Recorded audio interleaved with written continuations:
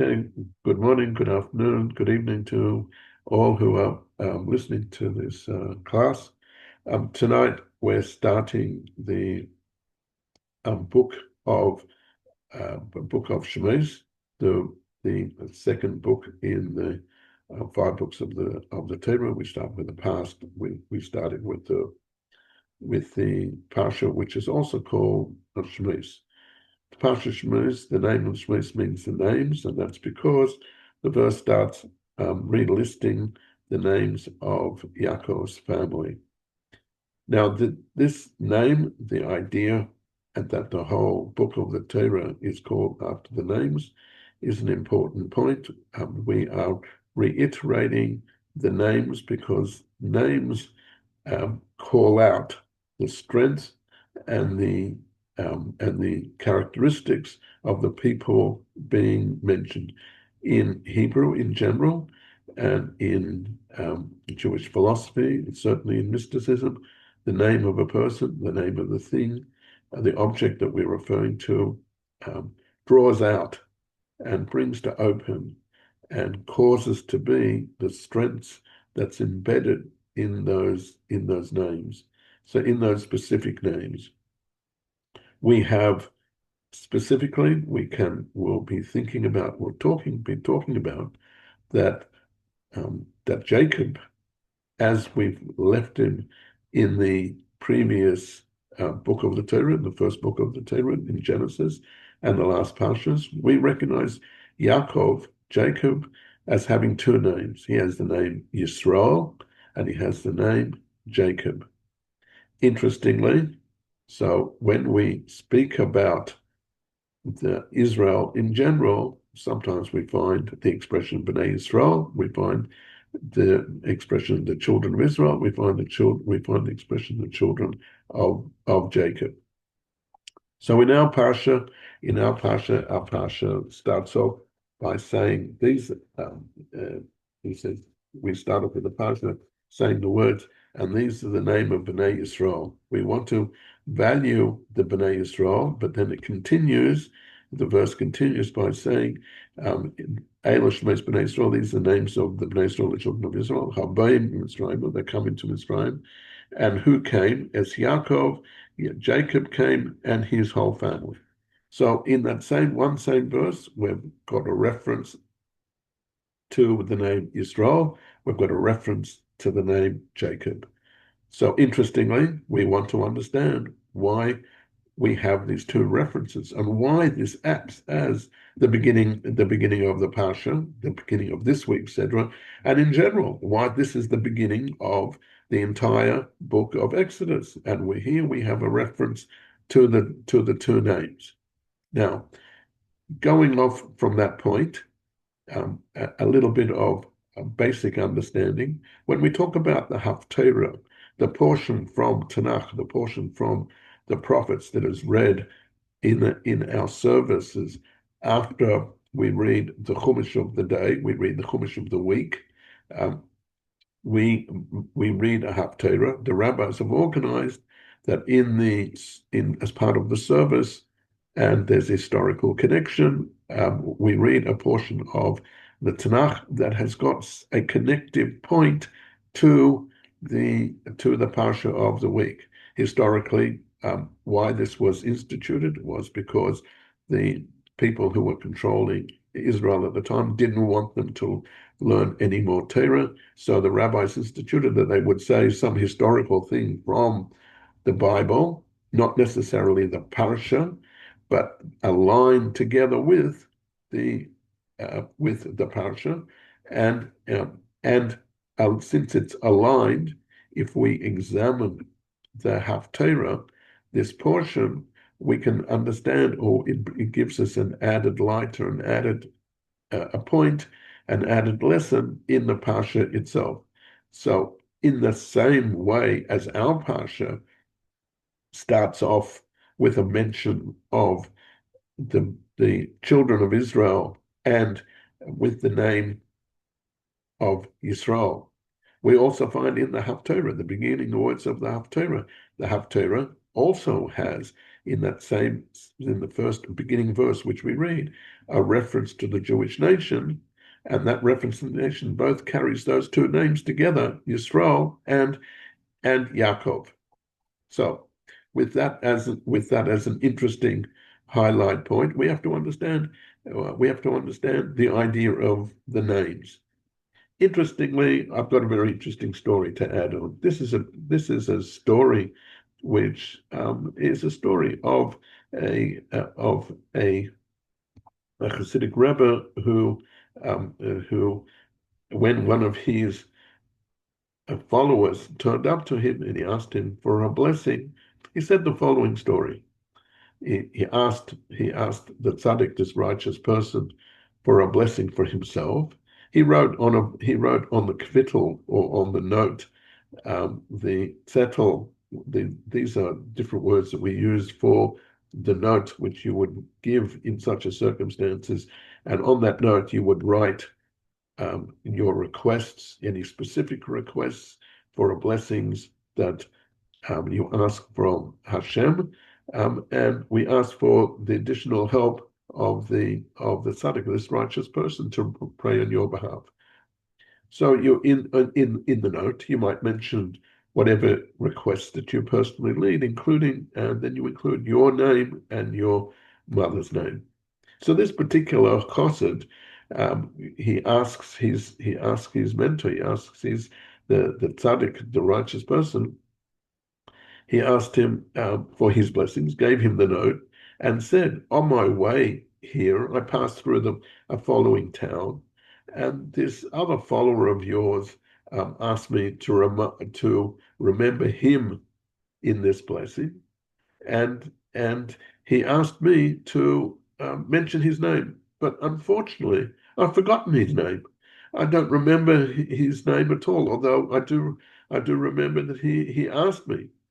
So the righteous man says, as a bit of at a loss, and says to him, "Well, if you don't remember his name, how do you expect that I can give a blessing for him?"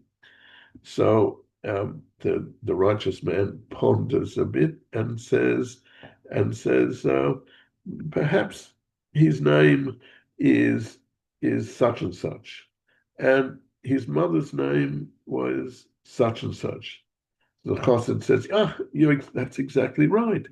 And so he asks his teacher, he asked the tzaddik, he asked the Rebbe, "How did you know? How did you know that this was his name?" So the Rebbe answered him, "I looked into the Torah, and I reviewed the Torah, and the first words of the book of Shemos says, these are the names of the Bnei Yisrael. So I reviewed that verse, and since everybody and all the Jews are mentioned in the Torah, it came to my mind that this is this man's name." So the story is a beautiful story. The reality is that a righteous person, a spiritual person, lives in a different worldview than the regular, ordinary person. And through the Torah, he could see a need for a particular person needing this blessing, and with this impetus of the chassid who was in front of him, he discerned that in the heavens and in the life, this person who was now nameless now has got a name and needs a blessing. So he mentioned his name, and through mentioning his name came extra energies to this person. So the idea is that embedded in names, embedded in the concept of names, are spiritual forces which enliven and give sustenance to every individual.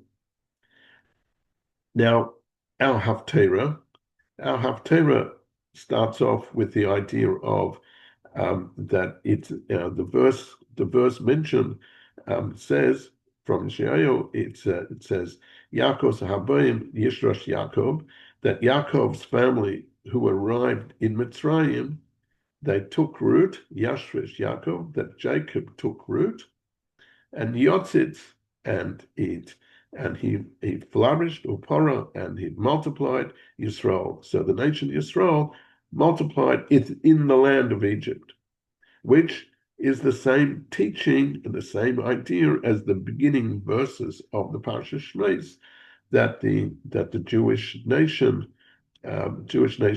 had gone down to Egypt, away from Israel, the promised land, settled in Egypt, and became prosperous there. They became prosperous to the extent that the Paro, the leader of the secular leader, the Paro, noticed how great the nation had become and started to worry about them, and therefore thought that he would engage them in servitude and thereby control them. The Haftarah starts with the same verses and says that, as we just said, that Yaakov's family comes into the land of Mitzrayim. Now we've learned previously that the names Jacob and the name Israel have got two different connotations. The name of Israel refers to the nation Israel in one state, and the name Yaakov refers to them in another state. So when they first came to Egypt, they were referred to as Yaakov in the Haftarah, as the Jewish people flourish, and they flourished in a physical sense, but they also blossomed and they became a strong spiritual force. They were described as Israel. This teaching, this concept, explains the analogy that's used in the Haftarah in the Nach. It says that the idea that when they took root in the land, that is hashrosha, they became literally, it means like when a plant becomes rooted and it becomes strong within the land. What is the connection? We need to investigate the connection between this idea that's mentioned in the verse, taking root and then flourishing to the point where it says that Yisrael flourished and blossomed. There is this comparison where there is a comparison of a seed taking root into the ground and then flourishing. We have another verse in Tanakh.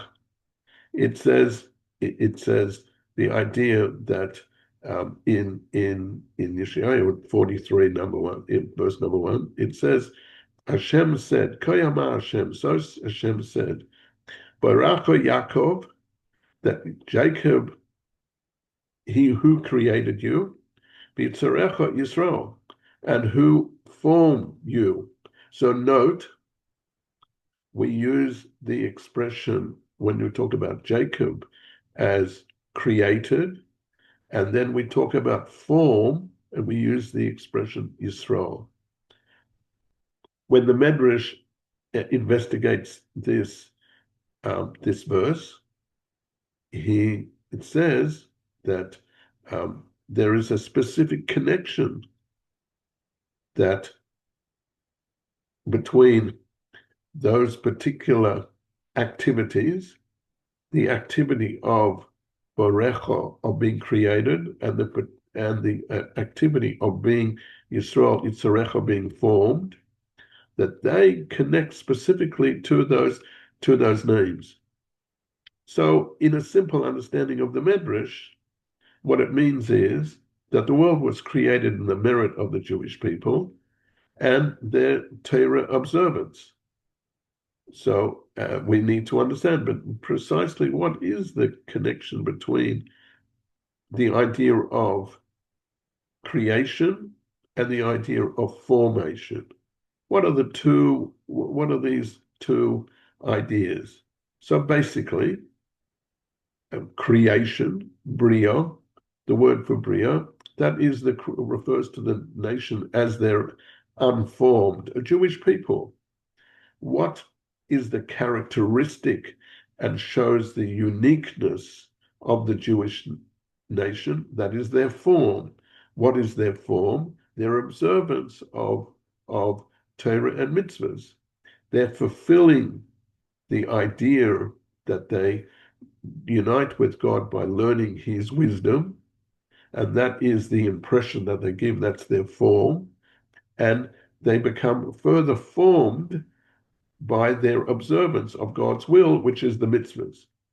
So we have the idea of creation that relates to Jacob, and we have the word Yisrael, which refers to their form. They became Yisrael in their form. So, on a simple level, we could ask the question. Certainly, and we have learned. Certainly, we understand from other sources that in general we use the name Yisrael when we look for a more unique form of the Jewish nation. We look at them from the point of their of a higher level of expression, while Yaakov is a beginning. Well, Yaakov is more of a beginning concept. So shouldn't we then actually refer to Yisrael as the one which is formed? So Yisrael is formed with the idea of the Torah mitzvahs, and Yaakov, it says creation. Shouldn't we be rather use? Isn't it more wondrous? Isn't it more wondrous to actually talk about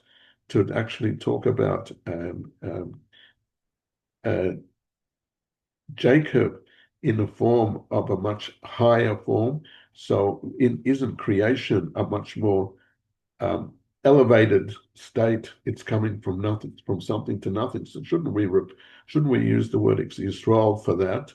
And then more later, as you become more specified, shouldn't we then use the idea of and use the expression of Jacob as they become more formed? So we have in the mystical realm, we have the ideas that in the creation of the physical world from the divine world, we have learned previously that there is the idea of spiritual worlds. There is the divine world of Atzilus, which is called emanation from Hashem. And then we talk about three distinct stages post that. We talk about the world of creation, the world of Bria. We talk about the world of Yetzirah, which is formation, and then the most physical world, the world of action, called Asiya. So Bria is the initial stage of creation, directly receiving from the most spiritual source from Atzilus.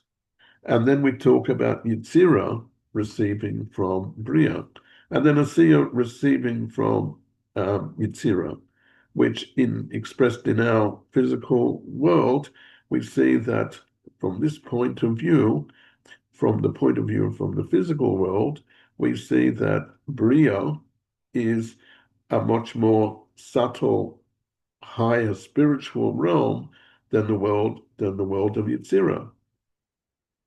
In that case,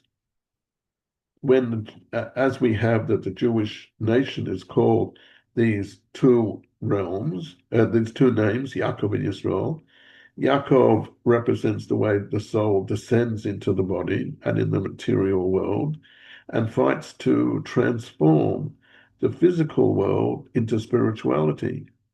Once there is the perception of spiritual divinity, the name Yisrael is utilized when we talk about the spiritual elevation of Yaakov into a state of Yisrael. We talk about higher spiritual levels of understanding, and we refer to that as the name of Yisrael, rather than the name Yaakov, which the name Yaakov is about fighting the physical world to try to elevate the physical world and try to transform it into a spiritual realm. So since Yisrael is a name showing on a higher dimension of the Jewish people, it really should have been associated with the original creation, Bria creation, the highest level of the creative process. And the name Yaakov, which shows on a lower dimension of the Jewish name, should have been associated with a lower level of Yetzirah formation. So why does the verse of the Haftarah reverse that idea? The verse seems to connect Yaakov to the world of Bria, because that's the word which was mentioned. So let's just review that. Again. We said Yaakov's family arrives to Mitzrayim and took root. So Yaakov takes root. Yishrash Yaakov, Haboim Yisra Yaakov. So into Bria, the idea of coming Yotzit. So Porach Yisrael, we see Yisrael flourishes. So we see that that the formation coming into Egypt is the level of Yaakov, and then when it flourishes, we have the name Yisrael. So that is to say, when we talked about the verse from Yeshayahu, it says, Baracha Yaakov, V'yitzarecha Yisrael. It said, Baracha, creating, the word Bria, then he's associated with the name Jacob, Yaakov. So we have that higher world, which is called Bria, associated with Yaakov, V'yitzarecha, and the one who formed you, associated with Yisrael. So our question really is, shouldn't that have first swapped those names around, so that we would have the world of Yetzirah associated with Yaakov, a lower level, and we should have the world of Bria, that higher perception of godliness, associated with the name Yisrael. Shouldn't that verse of Tanakh, which we mentioned, that's Yeshayahu 43:1, shouldn't that be actually reversed? So with that, we will ponder some further ideas. The whole idea that a soul comes down into this physical world and achieves something in its journey from the heavens into the physical realm. The neshama, as we've learned in basic understandings of the Tanya, the purpose of the neshama is that that neshama, that soul, should come down and be a part of the physical world and transform that physical world into a place of more appreciation of spirituality. The ultimate purpose of creation of the world is for the idea of Bereshis, the first letter of the Torah. Bereshis meaning for the purposes the world is created for Bereshis, as it says, as the comment is in the relationship to the word Bereshis. You take off the first base, the first letter, base, and then you break it up, the word, and it becomes base rashis, for the two things which are called rashis meaning the first. The two things which are called a first or priority in the world, that is to say, the idea of Bishra, for the purposes of Yisrael, for the nation Yisrael, who is called rashis, and as it says that Israel is sacred to Hashem, the first of his grain, and the other thing which is called rashis, which is the Torah. We have to further explore the idea of what does this mean that Yisrael, the Jewish nation, is considered his grain. What's his idea of that the Jewish nation might be considered grain, and what is the importance of grain to the heavens, right?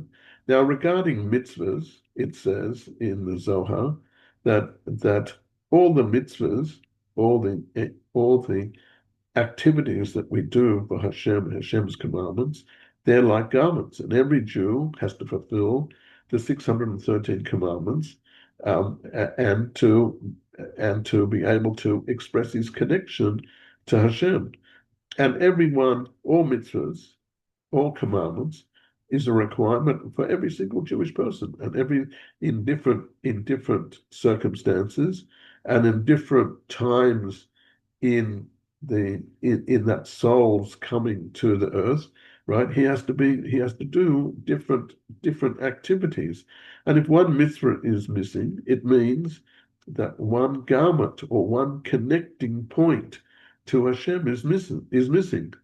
Now, by doing mitzvahs, a garment is created for this soul in the realms of Gan Eden. Gan Eden meaning the Garden of Eden. The Garden of Eden is a place where there are plants. It's a garden, and it's the land of the spiritual purposes. Is a land where a spiritual entity, where there is sustenance drawn to the individual souls. And then when Moses requested to enter the land of Israel, he wanted to be able to make sure to ensure that all the entire Jewish nation will be able to fulfill all the mitzvahs which required to be there. And what is a person's fruit? A person can take root into the physical world. What is his fruit? His fruit is the mitzvahs, the good achievements that a Jew does when he works the land, doing allegorically, when he works the physical world and being involved in mitzvahs, he produces beautiful fruit, meaning he produces the outcome of the mitzvahs, which is the righteousness and the spiritual energies that accord to when a person does mitzvahs.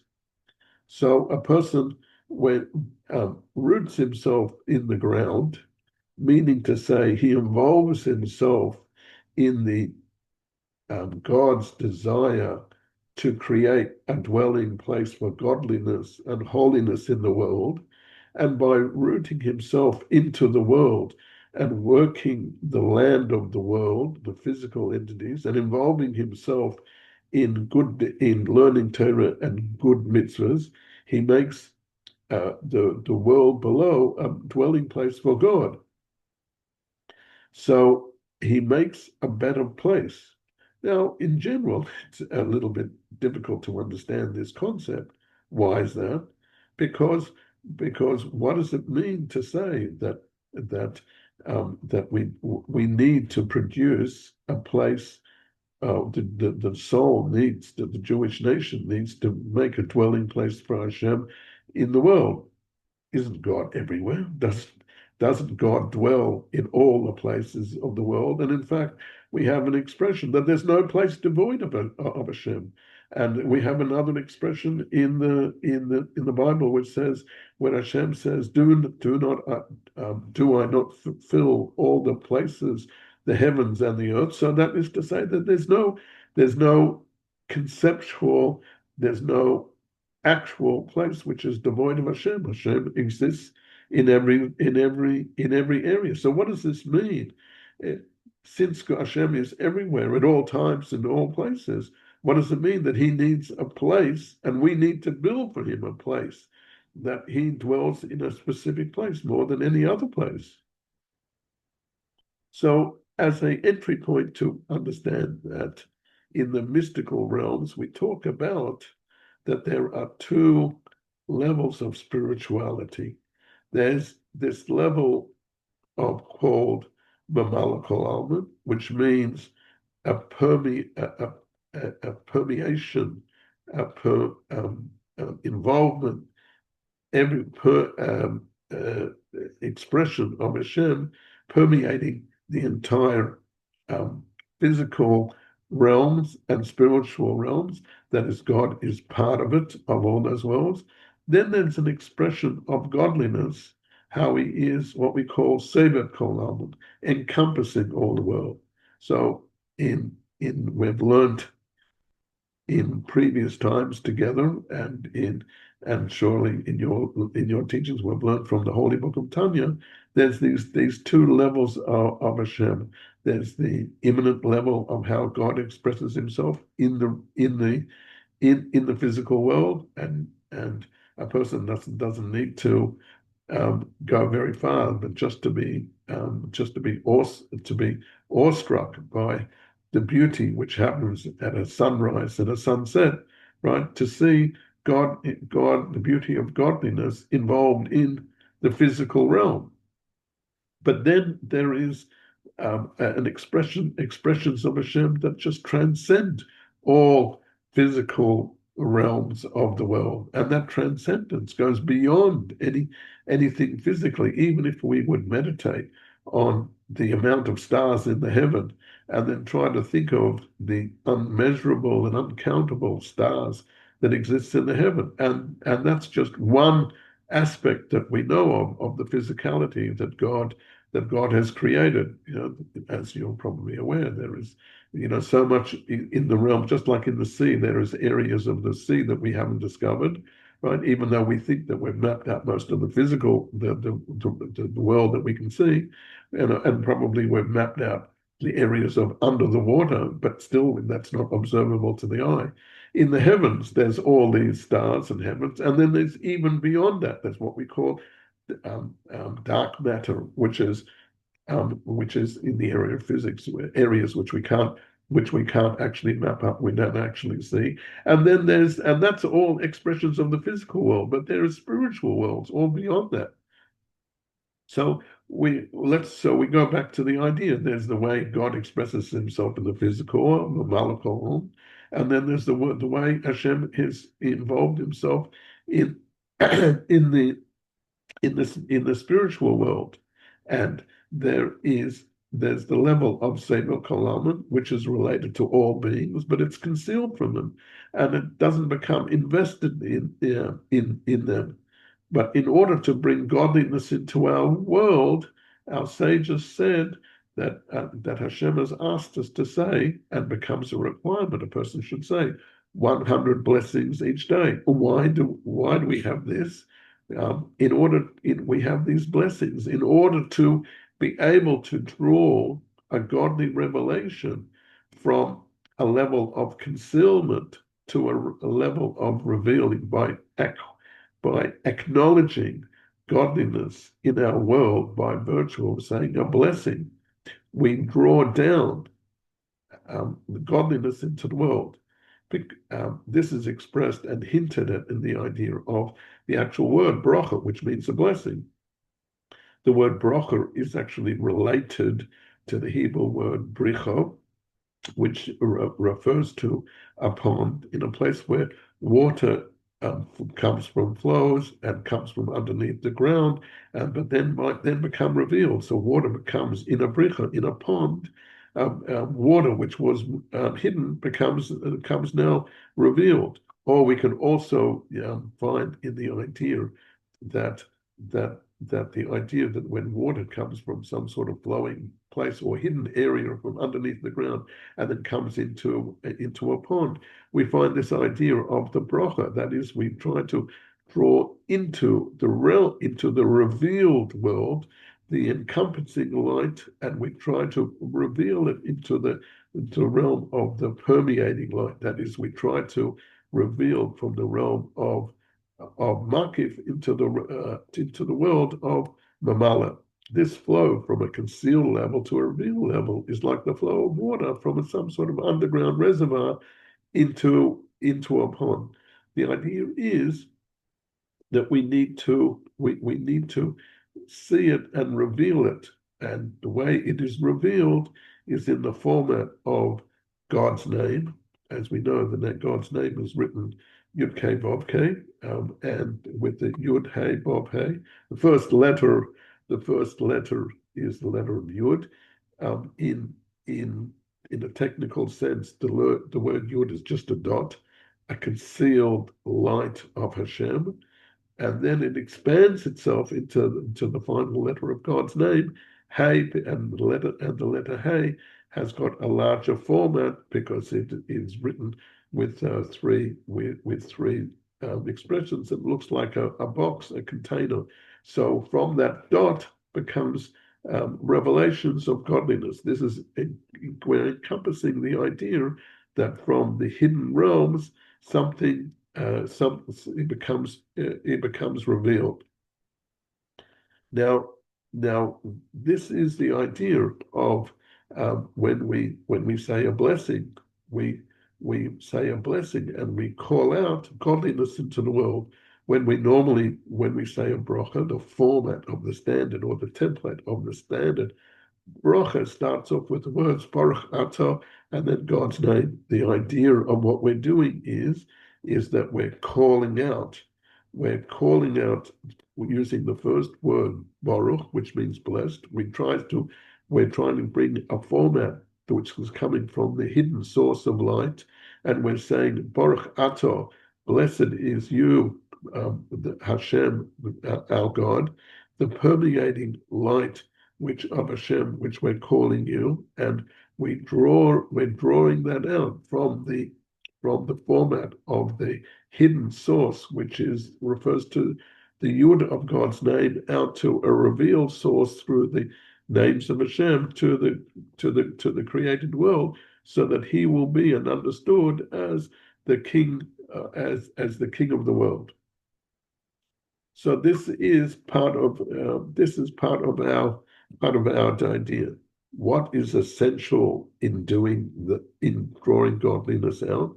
This is the mitzvahs. The mitzvahs are essential for drawing godliness into a revealed sense. And by performing the mitzvahs, what we're doing is we're producing and we're being likened to a person who plants seeds.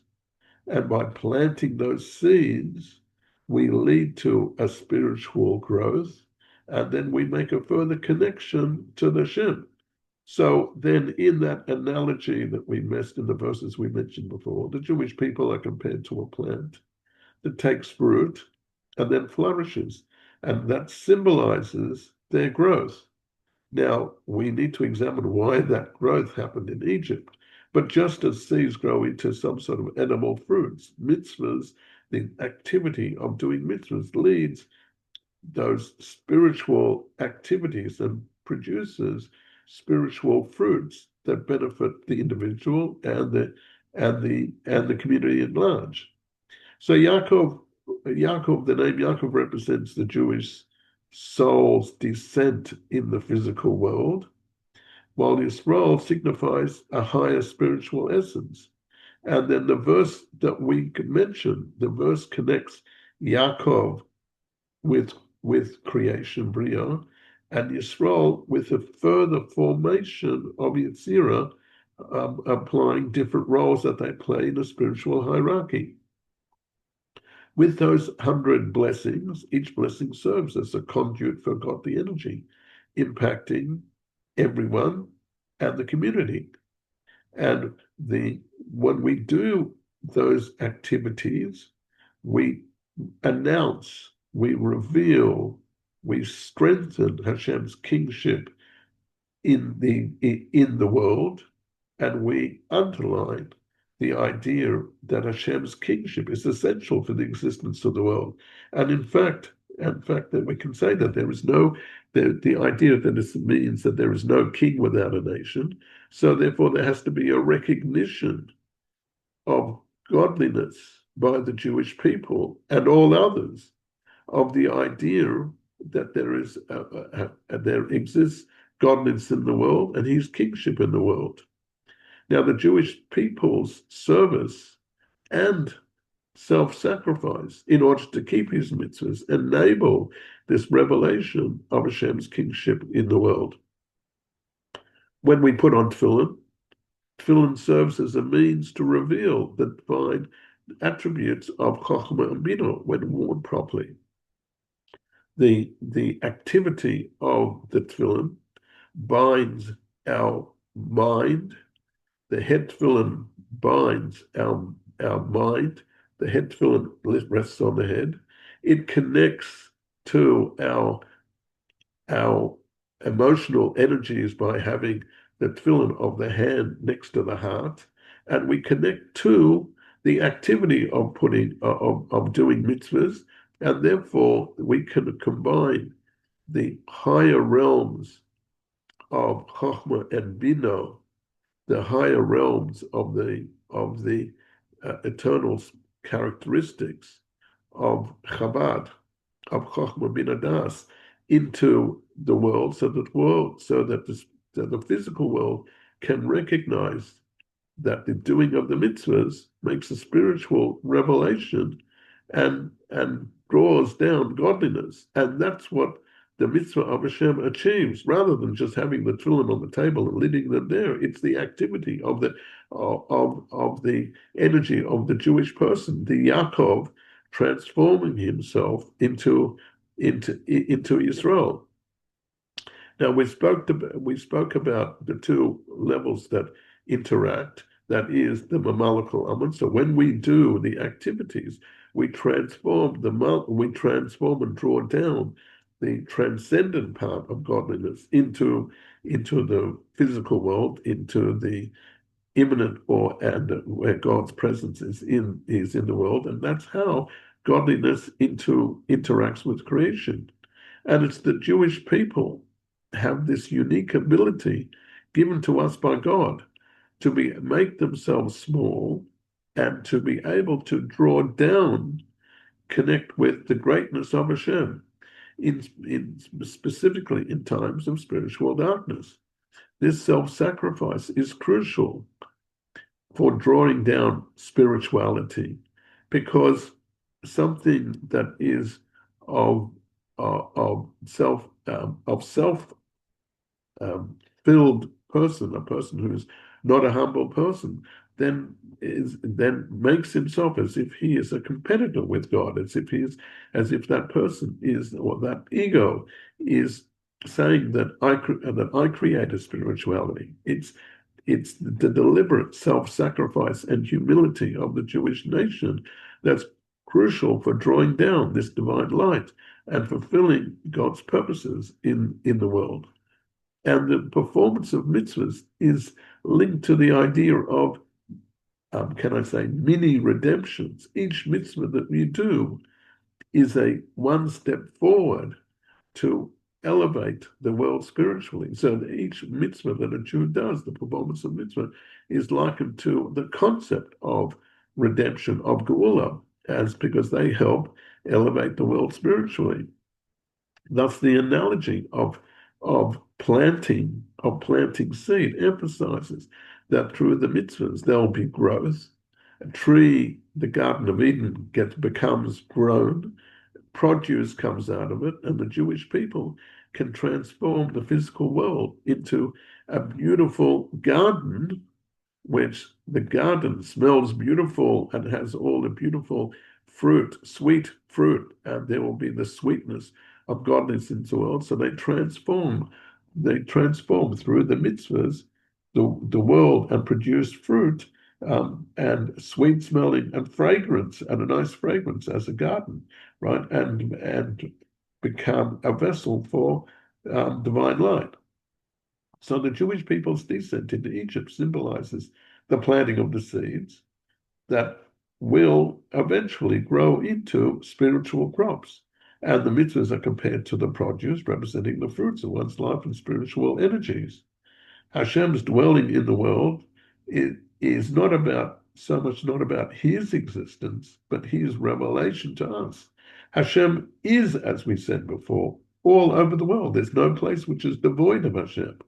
The issue is that it has to be our perception, our recognition of that, and therefore therefore Hashem needs to reveal himself, and we need to reveal him. So when we draw down via the mitzvahs, he's encompassing light into the immanent light which is embedded in this world. That is, when we draw down from the realm of Makifim, the transcendent light, into the world of Mamala, the immanent lights, into the world, we bring and we reveal godliness in our words. So our actions, and particularly through our prayers and our mitzvahs, facilitates this revelation. And performing mitzvahs is this idea of the revealing godliness in the world, and the transformation from a seed to then a plant reflects the journey of uniting a Jew and his soul, any person and his soul, to a level of unity with Hashem.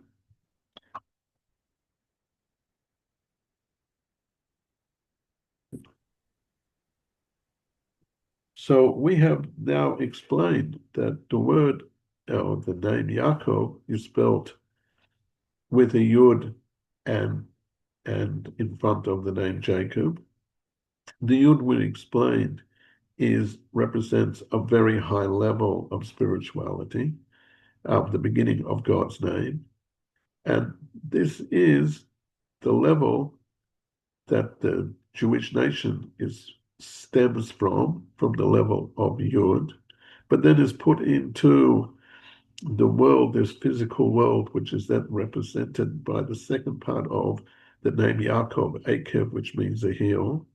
So Hashem has planted the highest spiritual realms into the level of Yaakov, and that's the one who gets planted. Yaakov gets planted into the physical world, and accordingly, the verse which we mentioned before, Habayim Yisrael, the Jewish nation who came to take a root in the world, is from the family of Yaakov, the Jewish people, who have embedded in them the highest levels, the Yud of God's name, and he has the potential to work with the ground and then to produce fruit, and that fruit will then blossom itself and become a higher order, and then as it produces and works with the neshama, works in all the activities of the spiritual, of the mitzvahs that's in the physical, that's now has become a requirement to be worked in the realm of the physical world. The Jew then continues and works and perceives an inner dimension, a higher level of dimension, and produces a light and in the world which is associated with the idea of creation. So since we used the word at the beginning, creation, and we talked about it, this is a higher level than the idea of formation. First comes a nebulous form, and then this becomes a particular type of formation. So the higher level Yisrael, we asked right at the beginning, should be associated with creation, while Yaakov, the lower level, which is corrected for formation, should be associated with that. Why did the verse reverse the order and connect Yaakov with creation and Yisrael with formation? We ask that question, why is that swapped around? But with this idea, we can work with, because in the process of creation, the first thing that is created is is a matter or a level of substance without a form, which is then given a form. So thus, even though the form might be loftier in some respects than the unformed matter, nevertheless, that form only comes into play after there's already some sort of matter to shape and define. And so in terms of what of the idea of where there is more spiritual light and where there is less spiritual light, Hashem first created matter, a substance which is spiritually dark, then forms and shapes something which can be spiritually illuminated. So we similarly say in our prayers, we say Hashem forms light and creates darkness. Shouldn't have been the other way around, but that idea is the same. That first comes a level with a level of spiritual darkness, and then it comes through our levels of understanding, a process of more light. Similarly, in terms of the Jewish people, the first stage of our being is a state of a higher level of spiritual darkness known as Akev. Embedded in it is the idea of the Yud and the Akev, the idea of the special Yud and which is the name of Jacob, and the idea of Heel. And in the time of exile, which has followed, that is how the existence of the Jewish nation. But in the higher stage, there's a spiritual light, and that spiritual light is known as the name of Yisrael, and that'll be fully revealed in the time of redemption. And so that's why the level of Yaakov, Jacob, is first associated with the expression Yetzirah, creation, since that stage is created first, and like the raw matter, which is then formed into the level of Yisrael, becomes more of a format. So this is the idea of the association of the two names. All this is embedded in the idea of names, the idea of the names of the Jewish nation. The Jewish nation has to complete itself and to format itself in terms of completing the job that Hashem has given us. So through our prayers and saying blessings throughout the day, 100 times a day, we bring down Hashem's light into our world, into that spiritual dimension. We transform the Akev, we transform the Heel, the Yaakov, by doing mitzvahs, into places of more light. So why is this fulfilling a mitzvah compared to planting a seed? Because in order for the seed to grow, it needs to first reduce itself and become nullified in itself, to allow spirituality to unite with it and come to a state of actual growth. And through the mitzvah seed, Hashem can reveal and become revealed to himself. And so when a Jew does a mitzvah, he truly nullifies his own understanding and does the rule of what Hashem does in order to be able to grow himself and to make an internal connection with the essence of Hashem. So the process of planting mitzvahs is connected and is referred to the Jew as the level of Yaakov, which is the idea of as Jacob's name can be broken up into the Yud and the Akev, as we mentioned. So the Yud, the higher level of God's name that's embedded in the Akev, in the Akev being the heel, the lowest part of the human body. The letter Yud descends into the heel, that is, the divine soul descends from Hashem's highest realms down into the physical world, and through the mitzvahs makes clothing to appreciate to the world and shine to the world. And this state is differentiated to the state of Yisrael, which is the ultimate greatness of Hashem after the person's gone through all his growth and shown